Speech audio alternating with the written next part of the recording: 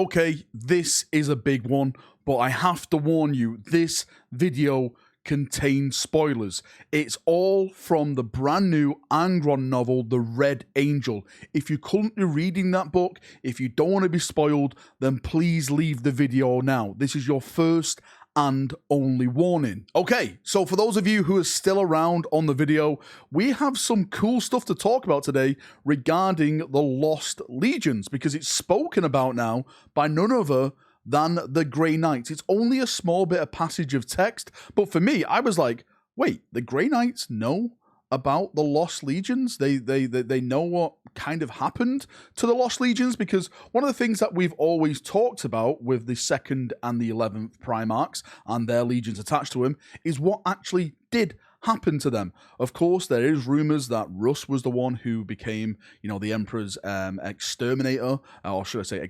executioner, not exterminator. He's not hunting bugs.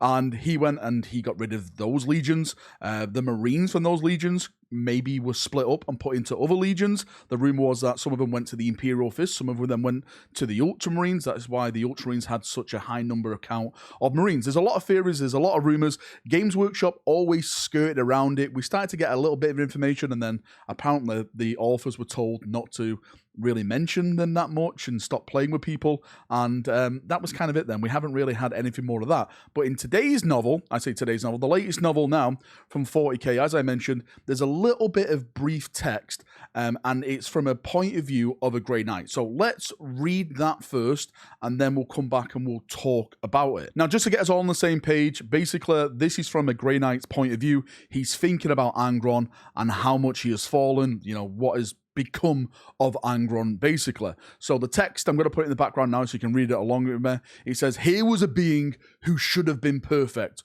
one who fell on a level far beyond the baseline human range, but who had been so thoroughly abused, left so broken, that there was nothing left to fill his heart but hate. For all the cruelty of the Nursarians," sorry, hopefully I pronounced that right, "to which he had been subjected, more barbarous by far was his treatment by one of the being in the galaxy, who he should have known better.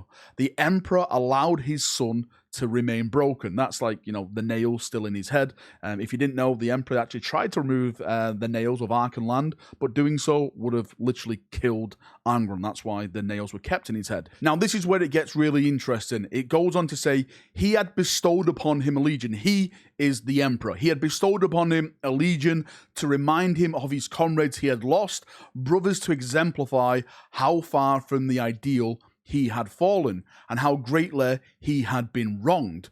It would have been better for all, surely, if he, this is again the Emperor, had simply disposed of the damaged 12th Legion, as he had engineered the elimination of the 2nd and the 11th. Angron would have lightly welcomed it. Now, the reason why I'm doing this video, I'm excited to talk about this, because there's two big things in here. Firstly, the Grey Knight actually knowing about the outcome of the 2nd and the 11th. The Grey Knights, for those of you who don't know, they weren't like a first founding legion or anything like that. Technically, they never had a Primarch. Yes and no. I don't know. Is Janus technically a Primarch? There's a lot of spoilers to go into that, which I probably shouldn't do in this video. But them actually knowing about it, it actually does make sense in a way, because they are the Emperor's shield, the Emperor's hammer, the Emperor's weapon, right, against the demonic foe. So they should really have access to all the knowledge of what has happened with Space Marines, the Primarchs, the Legions back during the Great Crusade throughout the Horus Heresy. So it does make sense. But I think this is the first time I've ever read about a Grey Knight mentioning the Lost Legions. Please prove me wrong. Please put it in the comment section, because I'd love to read more about Grey Knights knowing about the Lost Legions if you've come across that. So I think that is a really, really interesting point. The second point is, surely this now puts the end to the debate about potentially a Lost Primarch returning or coming back in some type of way, because the text there states the elimination of the 2nd and the 11th. For me, that is bang to right that the Emperor went in there and took them out. Whoever joined him, Lehman Russ, Lionel Johnson, Rogel Dawn, whoever Primarchs, I don't really know, right? But for me, it states that they were eliminated. Now, I'm not too sure about the legions themselves. The legions could have been eliminated when it's referring to what it referred to in the text. I think it's more about the Primarchs rather than the legions, but again, you can take that for whatever you want.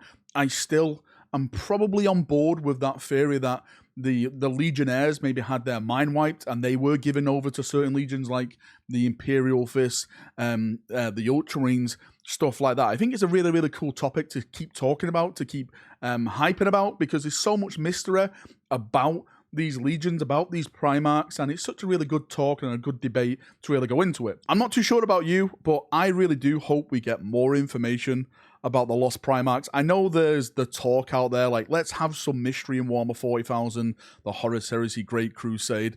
I don't know why. I just think the potential of 2 Primarchs we don't know anything about is such a big, big thing that Games Workshop one day, just one day, right, we'll have to maybe talk about it a little bit more. Like, there's so much potential there to do, I don't know, maybe like just a novel dedicated to it, a story dedicated to it.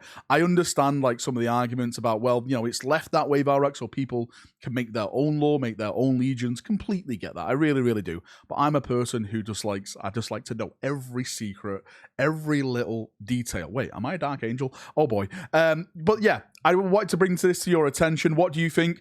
Do you think that text states now that the Primarchs are dead? They are dead. They're not being held anywhere in the cells.